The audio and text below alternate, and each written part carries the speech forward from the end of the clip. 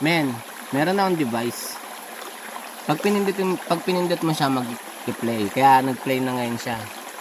Okay siya, men. May dala rin akong beer. Solo baliwin na. Huwag kayo maulit. Minsan lang ako magsalo eh.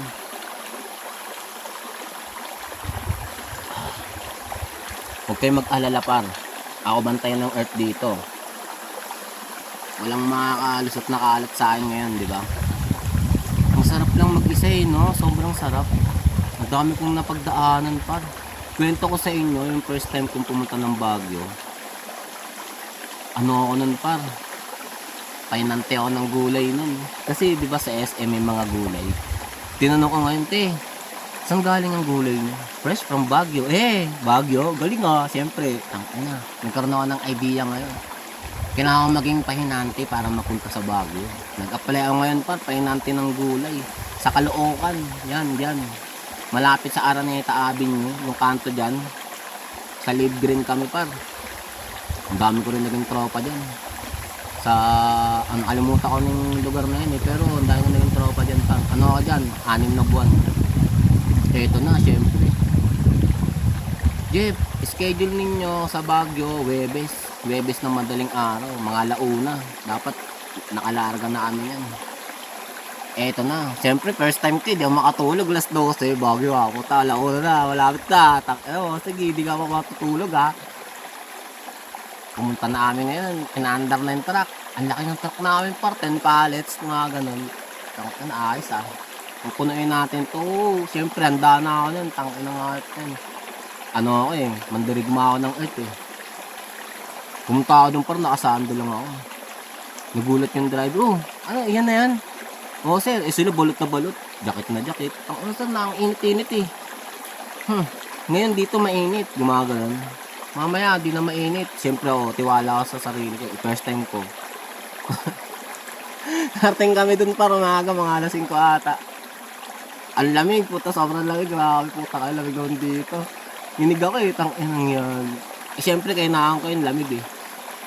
Hindi ako bumababa ng truck kasi dun yung makina mainit eh.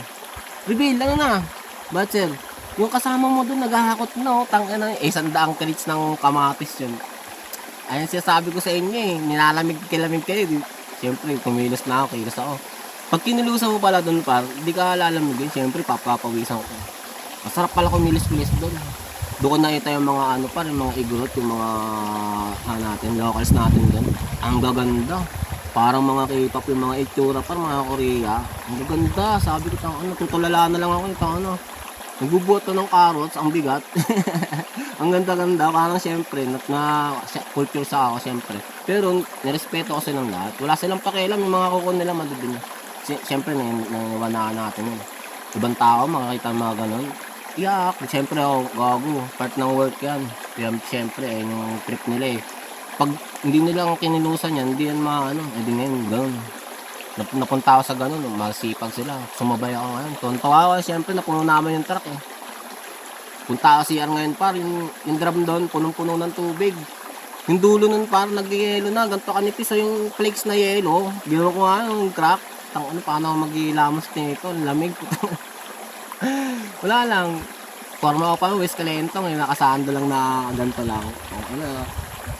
Merong rugby boy, pengi. Naalala ko lang yung mga tarantuduhan ko dati. Tapos yun, syempre. Natanggal ako doon, hindi ako pumasok, iniwanan ako sa Baguio par. Ayun yun, nangyari nun, tanggal yun. Away-away kami nun. Yung driver kasi, kinuntsaba yung isang painante kasi nga natanggal yun eh. Ako kasi, bago lang ako, siyempre mabagal ako. Kung baga nababagalan, siyempre, di ko nang alam yung mga diskarte na yun. Kinuha niya ngayon yung dating painante. Nasaan yung budget par, niya iniwanan, pagising ko ma'am, text agad ako eh. Wala na yung truck, iniwanan na ako gagi. Nasaan na sila? Ewan ko ma'am. Yung budget, nasa akin. Ewan ko sa kanila. Ginawa ko nung par, nag-skateboard ako na sa Caloocan. Putang trasher ako talaga nun. Talagang pangs na ako nun eh. Nakita ko na stairs nun. 3 stairs ata yun. Siyempre, pahitang gilas ako. Inulihan ko muna. Okay, naulihan ko. Ginawa ko yung hill flip. Talagang titira ko yun sa street eh. Putan, natapilo ako par. Putan, lobo yung ganito ko. Sa Araneta nangyari yun eh. Sartalo ako eh. Uwi ako sa office, pilay-pilay ako eh. Pag-uwi ko doon, Reveal, asan na yung pondo? Nasa akin. Andyan sa ano ko, iniwanan ko. Taka na yun, sila nag-iwan dyan eh. Kaya nga ano eh, di ba? Taka na, nung oras, alas 8, nakarating sila dun, hapon na. Siyempre, di ba pinagalitan, nalaman ng office na ano eh, na gano'n nangyari. O ba't ka naman napili, Reveal? Eh sir, wala naman akong gagawin. Kaya ang ginawa ko, nag-skateboard ako. Ang malas ko nga lang, natapilok ako sir eh. Di mo na mapasok sir, mga isang buwan, tinan mo nga, lobo. Galit sa akin. Galit sa akin may ano pa niya eh. Yung may ano pa niya ng pa-in-check. Amoy chonky lagi. Pag dumating yun, amoy chonky. Sabi, ito, lasang tama lagi na ito. Sana all ka na lang eh. Nandun siya sa garden, yun siya. Tapos nangangamoy chonky. Siyempre, kunwari, punas-punas na eh.